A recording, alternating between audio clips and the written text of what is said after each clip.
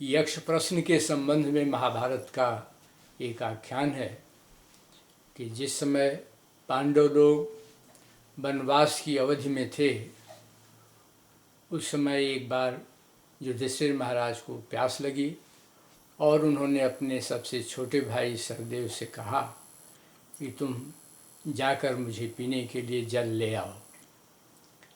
जब सहदेव जल की तलाश करते करते किसी सरोवर के पास पहुँचे और वहाँ पर जैसे ही उन्होंने पानी पीने का प्रयास किया, एक यक्ष उस जल में निवास करता था और उसने तुरंत उनसे प्रश्न किया कि तुम मेरे प्रश्न का उत्तर दे दो, उसके बाद ही तुम जल पी सकते हो। यक्ष ने प्रश्न पूछा और सहदेव उस प्रश्न का उत्तर देने में असमर्थ रहे और वहीं पर वह बेहोश होकर गिर पड़े। देर होने पर युधिष्ठिर ने फिर अपने दूसरे भाई नकुल को भेजा और नकुल जब वहाँ पहुँचे तो फिर वही सवाल उनसे भी हुआ और उसका उत्तर वे नहीं दे पाए और उनकी भी दशा वही हुई जो सहदेव की हुई थी। और इस प्रकार क्रम से अर्जुन और भीम भी पहुँचे, उनसे भी वही प्रश्न हुए, लेकिन सब के सब लोग वहीं पर बेहोश होकर के गिर पड़े। अंत में देर होने पर युधिष्ठिर को समझ में आया कि कुछ ऐसा हुआ कि कोई भी भाई लौटा नहीं पानी लेकर, तो वह स्वयं खोजते खोजते उस सरोवर के तट पर पहुँचे और जैसे ही पहुँचे तो वहाँ पर यक्ष ने फिर अपने प्रश्न दोहराया और कहा कि मेरे 4 प्रश्नों का उत्तर तुम दे दो, तब तुम्हारे ये सभी बेहोश पड़े भाई जीवित हो सकते हैं और तुम यहाँ जल पी सकते हो। युधिष्ठिर ने कहा कि आप अपना प्रश्न पूछिए। तो यक्ष ने अपना प्रश्न पूछा और पहला प्रश्न उसका यह था कि काच वार्ता, समाचार क्या है। तो इसका उत्तर युधिष्ठिर महाराज ने दिया कि यह संसार महामोह का कड़ाहा है और इस कड़ाहे में महीने और ऋतुएं ये करछी का काम कर रहे हैं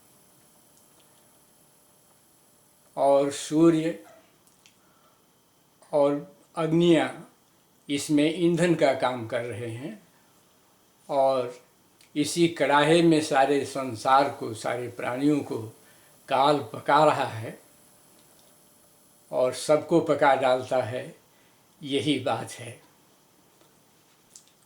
संतुष्ट हुआ यक्ष उनके इस उत्तर से। उसने अपना दूसरा प्रश्न पूछा कि किम आश्चर्यम, आश्चर्य क्या है। युधिष्ठिर महाराज ने उसका उत्तर दिया कि संसार में रोज ही प्राणी मरते हैं और इस चीज़ को सभी लोग देख रहे हैं, लेकिन जो लोग बचे हुए हैं यह सोचते हैं कि उनके ऊपर ये स्थिति नहीं आने वाली है। तो यही सबसे बड़ा आश्चर्य है, इससे बड़ा आश्चर्य क्या होगा। यक्ष उनके इस उत्तर से भी संतुष्ट हुआ। फिर उसने अपना तीसरा प्रश्न पूछा कि कह पंथा, रास्ता क्या है। तो युधिष्ठिर ने इस प्रश्न का उत्तर दिया कि वेदा विभिन्ना स्मृतयो विभिन्ना, नासोर्मुनिर्यस्य मतं न भिन्नम, धर्मस्य तत्त्वं निहितं गुहायां, महाजनो येन गतः स पंथा। उनका विचार ये था कि वेद विभिन्न हैं, स्मृतियाँ विभिन्न हैं, संत महात्मा विभिन्न हैं, सब अपनी अपनी राय अपने ढंग से बताते हैं, लेकिन जिस रास्ते से महापुरुष लोग जाएं उसी को रास्ता मानकर उसी पर चलना चाहिए। तो यही रास्ता है, यही पंथ है। यक्ष इस उत्तर से भी संतुष्ट हुआ। उसने अपना अंतिम और चौथा प्रश्न पूछा कि कस्य मोदते, सुखी कौन है।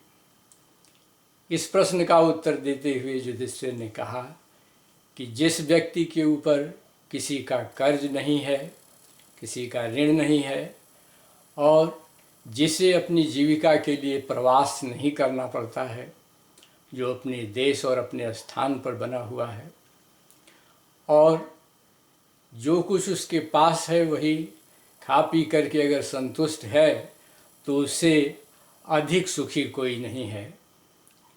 तो यक्ष इस प्रश्न से भी संतुष्ट हुआ और इसके बाद उनके सभी बेहोश पड़े भाई जीवित हो गए और सभी ने जल पिया और फिर यह है कि विश्राम के लिए चले।